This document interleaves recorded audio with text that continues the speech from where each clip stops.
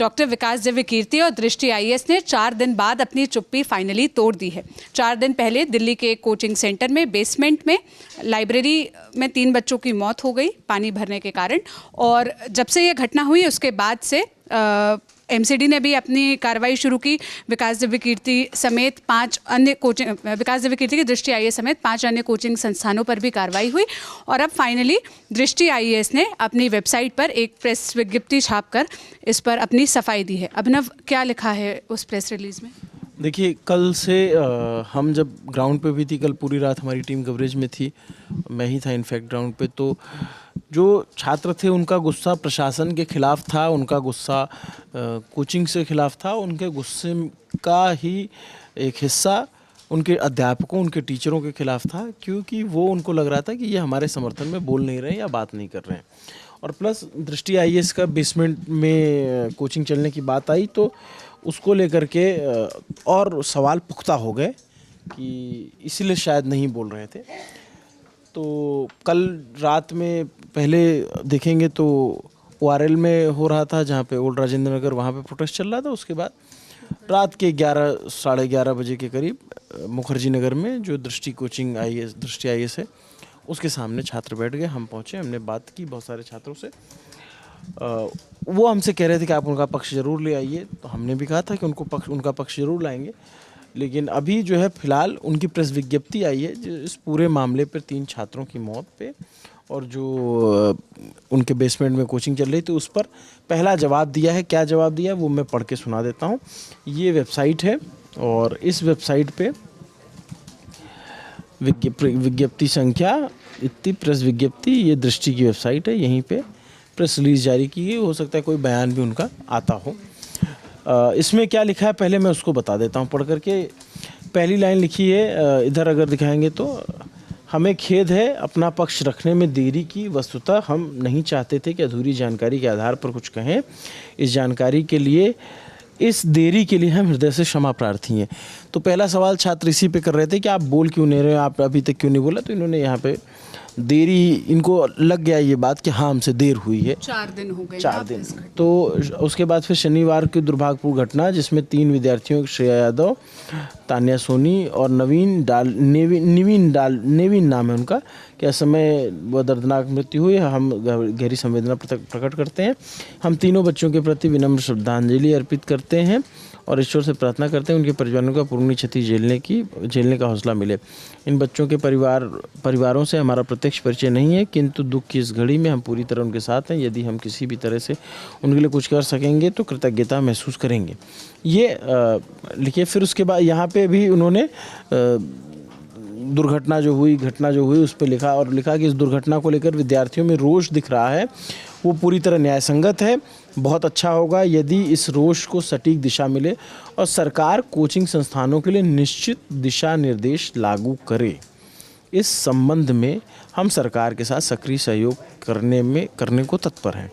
यहाँ पे ये बात हुई। अभी तक ये पॉइंट नहीं आया कि आपकी बेसमेंट में जो कोचिंग चल रही थी, जिसको लेकर के बहुत सारे छात्र या बहुत सारे लोग सवाल उठा रहे हैं। फिर वो अगले पॉइंट में आता है, कोचिंग संस्थानों से जुड़ी ये समस्या ऊपर से जितनी सरल दिखती उतनी है नहीं। इसके कई पक्ष हैं जिसके तार कानूनों की अस्पष्टता और अंतर्विरोधों से जुड़ते हैं। डीडीए, एमसीडी तथा दिल्ली फायर डिपार्टमेंट के नियमों में असंगति है। इस तरह Delhi master plan 2021, national building code, Delhi fire rules और यूनिफाइड बिल्डिंग बाई लॉज के प्रावधानों में काफ़ी अंतर्विरोध हैं। दिल्ली मास्टर प्लान 2021 को छोड़कर किसी भी दस्तावेज में कोचिंग संस्थानों के लिए स्पष्ट प्रावधान नहीं दिए गए, और इसी प्रावधान के तहत बताया गया था कि बेसमेंट में कोचिंग नहीं चलेगी। आशा है मतलब ये इसी प्रावधान में कहा गया कि जो पार्किंग के लिए इस्तेमाल होगा बेसमेंट। और इसमें फायर नॉर्म्स पे भी सवाल उठाए गए थे, जो नोटिस चिपकाया गया। रात में मैं गया था, देखा था उसको। अच्छा, फिर उसमें लिखा है कि आशा है कि केंद्रीय गृह मंत्रालय द्वारा नियुक्ति समिति जब एक माह में अपनी रिपोर्ट प्रस्तुत करेगी तो उसमें ऊपर लिखे अधिकांश बिंदुओं का समाधान मिल जाएगा। हम पूरे विश्वास से कह सकते हैं कि टीम दृष्टि विद्यार्थियों की सुरक्षा को लेकर अत्यधिक सतर्क रहती है। वर्तमान में हमारी मैनेजमेंट में फायर एंड सेफ्टी ऑफिसर का विशेष पद है है जिस पर कार्यरत अधिकारी नेशनल फायर सर्विस नागपुर से पढ़े हैं और बड़े अस्पतालों और मॉल्स में 14 वर्षों तक यहीं कार्य कर चुके हैं। वे प्रत्येक भवन का नियमित रूप से सेफ्टी ऑडिट करते हैं। इसके प्रत्येक भवन के लिए मतलब ये जिम्मेदारी इन्होंने ये पक्ष रखा है कि 16 बिंदुओं को चेक करते हैं।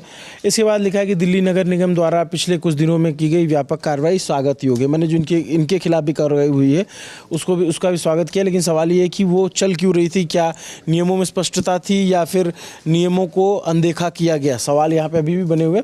इस समस्या का स्थायी समाधान ये है कि दिल्ली सरकार 3-4 क्षेत्रों को चुनकर इन कोचिंग संस्थानों के लिए नियत करे और उसके बाद अगर क्लासरूम, लाइब्रेरीज, होटल, हॉस्टल खुद तैयार कराएगी तो न ज़्यादा किराए की समस्या रहेगी, न ही सुरक्षा के बड़े जुड़े प्रावधान होंगे। मतलब एक सुझाव दिया है कि भाई जो बच्चे यहाँ पे पीजीज में, लॉज में रहते हैं, सरकार ब्रोकरेज देना पड़ता है, ऐसे कमरों में रहते हैं जहाँ लाइट नहीं। इस विषय की जटिलता को स्पष्ट करने के लिए हम जल्दी एक विस्तृत विश्लेषण लेख या वीडियो जारी करेंगे ताकि सभी विद्यार्थियों व अन्य हितधारकों को भी सभी पक्षों का अनुमान हो सके। हमें विश्वास है कि जब सारे पक्ष सामने होंगे तब समाधान की सही राह निकलेगी। एक बार फिर यदि जाने अनजाने में हमारी टीम से कोई चूक हुई तो हम उसके लिए पुनः खेद व्यक्त करते हैं। हम विद्यार्थियों की सुरक्षा को लेकर और ज़्यादा सतर्क रहने का भरोसा दिलाते हैं। ये फाइनली विकास देवी कीर्ति लास्ट में उन्होंने लिखा है, आभारी विकास देवी कीर्ति, इंग्लिश हिंदी दोनों में है। तो ये जो सवाल उठ रहे थे, अब इस प्रेस रिलीज़ के बाद क्या जो छात्र उनसे नाराज़ थे, जो उनसे सवाल पूछ रहे थे, क्या शायद उसमें कमी आएगी या वो शांत होंगे, ये देखने वाली बात होगी।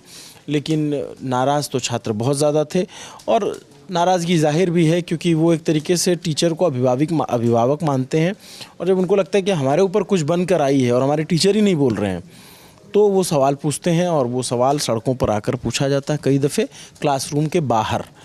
तो ये पूरी घटना थी। अब इस पे विकास देवी कीर्ति का पक्ष आ गया है। इस पे आगे जो भी डेवलपमेंट होगा हम उसको पहुंचाते रहेंगे। और डॉक्टर विकास देवी कीर्ति के अलावा कई ऐसे टीचर्स हैं जिनसे सवाल पूछा जा रहा है जो इन सवालों के घेरे में है। कई इन्फॉर्मेशन देना चाहता हूं दर्शकों को कि एक टीचर और प्रसिद्ध चर्चित हैं अवध ओझा, उनको लेकर के भी बहुत सारे सवाल पूछे जा रहे थे।